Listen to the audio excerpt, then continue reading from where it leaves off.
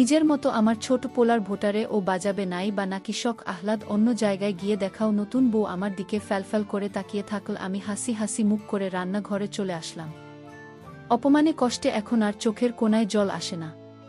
কেমন জানি পাথরের মতো লাগে সবকিছু। ঠিক একটু আগে ঘর ভর্তি মানুষের সামনে যে এত বড় একটা ব্যাপার ঘটে গেল, এটা মনে হয় শুধু আমার কাছে বলে গেছে। সবাই ও ঘরে দিব্যি হাসছে, কারোর কিছু যায় আসেনি।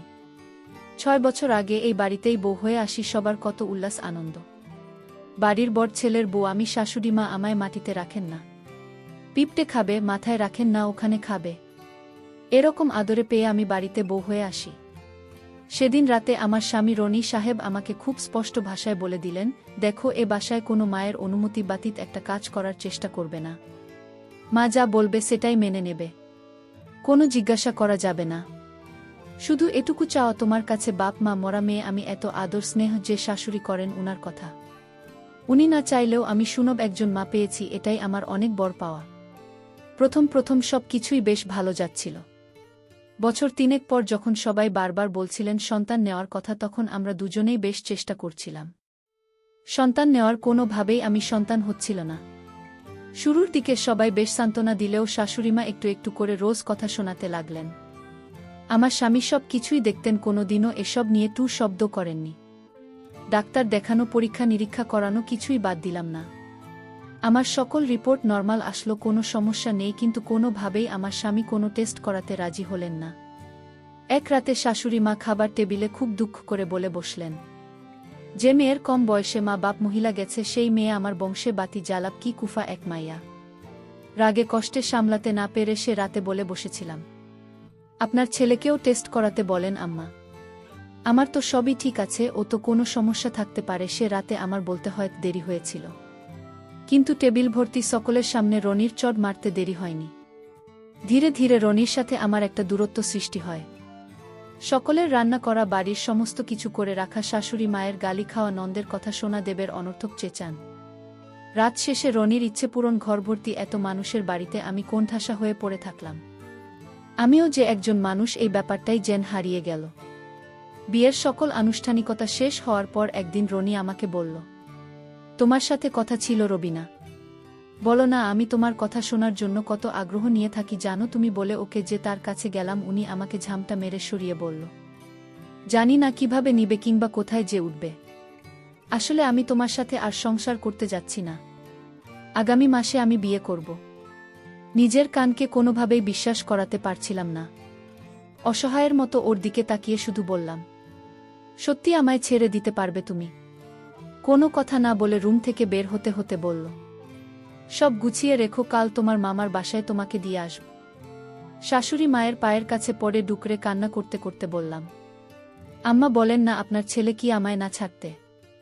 ওবামা, আমি কেমন থাকব? এছাড়া দেখো তোমার কান্দন, বাড়ির বাইরে গিয়ে কান্দ। আমার পোলার দিনে সুমতি হয়েছে, তোমারে খাওয়া আর কত খাবার নষ্ট করো না। আমরা ঢঙের কাননে কায়দা লাভ নেই। শাশুড়ি মায়ের পায়ে পড়ে কান্না করতে লাগলাম। কিন্তু শাশুড়িমা আমার এমন কান্না দেখে বলল, ঠিক আছে, আমি তোমায় বাড়িতে রাখব এবং আমার ছেলে তোমাকে রাখবে, কিন্তু একটা শর্ত আছে, সেই শর্তে যদি তুমি রাজি থাকো তাহলে আমি তোমাকে এ বাড়িতে রাখতে পারবো না। আমি জিজ্ঞাসা করলাম, না, আমি আপনার সব শর্ত মেনে নেব। বলেন আপনার শর্তগুলো। তখন শাশুড়ি আম্মা বললেন, শোনো বোমা, আমার স্বামী মানে তোমার শ্বশুর তোমায় যে কথাগুলো বলবে সেই কথাগুলো তোমার রাখতে হবে, তাহলে তোমাকে এ বাড়িতে রাখা সম্ভব। আমি বললাম, মা, আমি শ্বশুর আব্বাই সব কথা শুনতে এবং মানতে রাজি আছি। পরদিন শ্বশুর আব্বা তার রুমে আমায় ডাকলেন, বৌমা, আমি তোমায় কিছু কথা বলতে চাই। কি কথা বলেন? শোনো মা, আমি তোমায় একটা জায়গায় নিয়ে যাব। সেখানে ভালো একজন ওঝা বা কবিরাজ আছে। সেখানে তোমারে নিয়ে গেলে ওই কবিরাজ ভালো চিকিৎসা করলে অনেক, নিয়ে ওই কবিরাজের কাছ থেকে ওষুধ খেয়ে সন্তান হয়েছে। এটা ছিল সুরের সম্পূর্ণ মিথ্যা কথা। এটা আমি কিছু বুঝতে পারি, কিন্তু সংসার বাঁচানোর জন্য তো আমার শ্বশুরের কথা শুনতেই হবে। আমি তখন শ্বশুর আব্বাকে বললাম, সমস্যা তো আমার না, আপনার ছেলের। তাহলে আমাকে চিকিৎসার কথা বলছেন কেন? তখন শ্বশুর আব্বা রাগান্বিত কণ্ঠে বলে, শোনে, আমার কথা না মানলে তুমি বাড়িতে থাকতে পারবে না। যদি তুমি বাড়িতে থাকতে চাও তাহলে আমার কথা শুনতে হবে। আমি কোনো উপায় না পেয়ে সুরের কথায় রাজি হলাম, কারণ এখানে আমার কিছু করার ছিল না। আমি বললাম, ঠিক আছে আব্বা, আপনি যা বলবেন তাই হবে। তখন পরের দিন শ্বশুর আব্বা আমাকে নিয়ে রওনা দিলেন সেই কবিরাজের কাছে। আসলে সেখানে কোনো কবিরাজ থাকে না, এটা একটা পুরাতন ইটের তৈরি ঘর, ওখানে আমার নিয়ে গেলেন। আমি বললাম, আব্বা এখানে তো কেউ নেই, এটা তো পুরাতন একটা ভাঙা বাড়ি, এখানে তো কবিরাজ কোনো রোগী দেখি না। আব্বা তখন শ্বশুর আব্বা বললেন, বোমা তোমার মোবাইল দিয়ে একটা ফোন করো তোমার বরকে। আমি ধনীকে কল দিলাম। রনি বলল, তুমি ফোন দিয়েছ কেন? আমি তখন বুক ভরা কষ্ট নিয়ে বলেছিলাম, আমি তোমাকে ফোন দেইনি, আমাকে ফোন দেওয়ানো হয়েছে। কে দিতে বলেছে? তোমার বাবা, মানে আমার সুখ।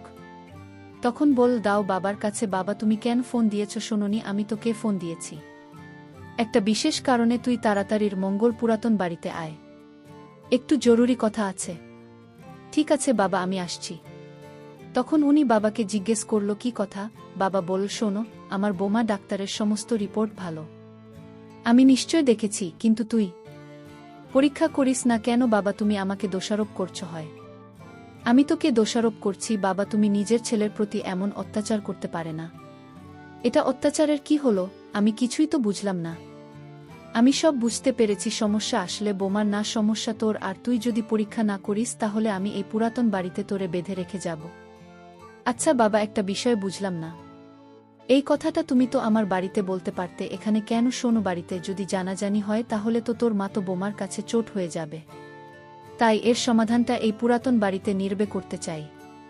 কারণ আমি স্পষ্ট জানি বোমা নির্দোষ, বোমার কোনো সমস্যা নেই। এই কথাটা বলতেই উনি তার বুকে এখানেই তালাক দিয়ে দিলেন।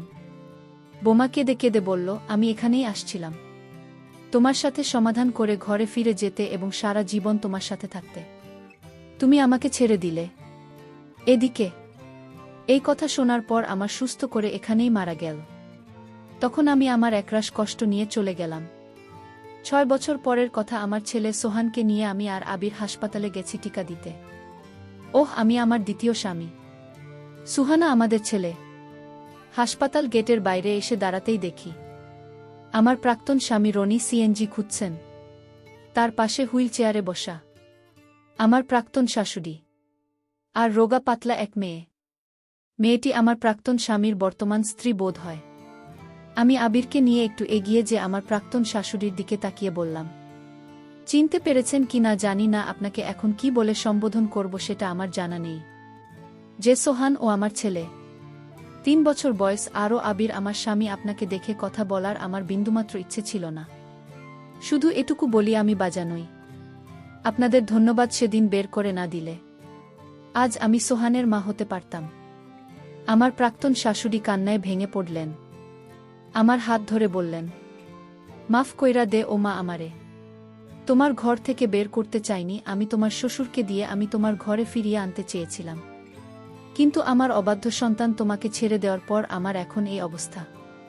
মা, আমার পোলার ঘরে এখনো কোনো সন্তান হয়নি, তোমারে আমি ভুল বুঝেছিলাম। মা হাত ছাড়িয়ে নিয়ে উনাকে বললাম, কিছু ভুলের মাফ হয় না, ভালো থাকবেন আপনারা। আমার প্রাক্তন স্বামীর বর্তমান স্ত্রী মেয়েটার দিকে তাকিয়ে আমার বেশ মজা লাগল। দর্শকদের উদ্দেশ্য করে একটি কথা বলতে চাই, সন্তানদের মালিক আল্লাহ, এখানে মানুষের কোনো হাত নেই। তবে আপনারা শুধু উপরে দোষ চাপাবেন না, কারণ এই গল্পে আপনারা বুঝতে পারলেন সমস্যাটা বুঝেছিল না, ছিল তার স্বামীর। আপনারা না বুঝে কখনো নিজের স্ত্রীকে ভুল বুঝবেন না। প্রিয় বন্ধুরা, গল্পটি ভালো লাগলে অবশ্যই কমেন্ট করে জানাবেন।